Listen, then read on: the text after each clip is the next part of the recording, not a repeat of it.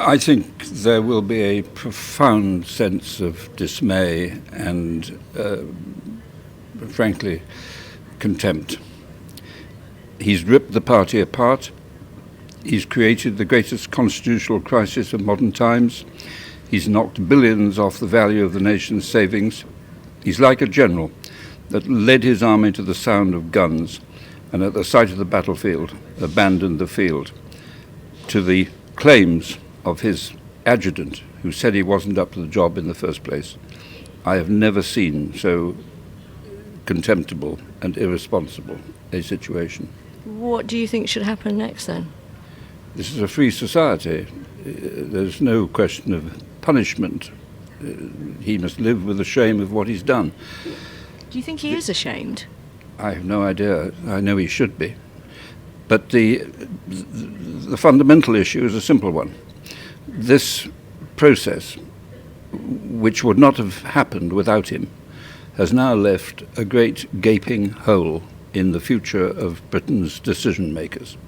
Not just Britain's decision makers, but all over the world, people thinking about investing in this country, or in this country thinking of investing as well, don't know what the future holds.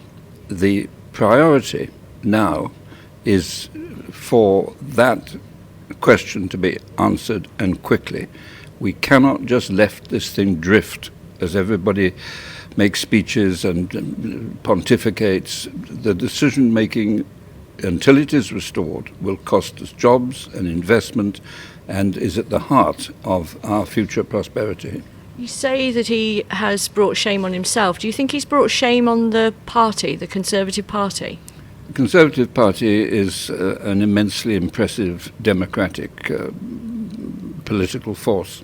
It has held power longer than any other democratic party in human history. It will not be damaged by this act of irresponsibility, which is essentially a personal intervention. You've talked about, well, let me just ask you now. So there are 4 contenders now. Who do you think you'll be backing now, personally? I'm not making a mind up about this until I see much more of the statements of the policy positions. All I know is that the prime responsibility is to end the uncertainty that is now like a dark cloud over the investment world.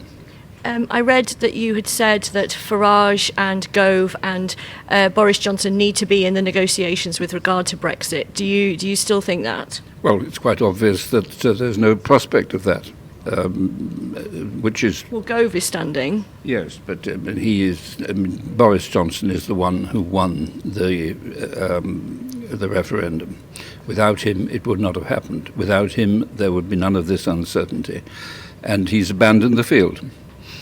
Quite interesting, actually. One of the allegations upon which the referendum was conducted is that there's an elite group in this country who are out of touch. Well, it's that elite group that's now got to pick up the pieces of British self-interest, whilst Boris Johnson abandons any sense of responsibility for what he's done. But right now you're not putting your name to anyone's name? No.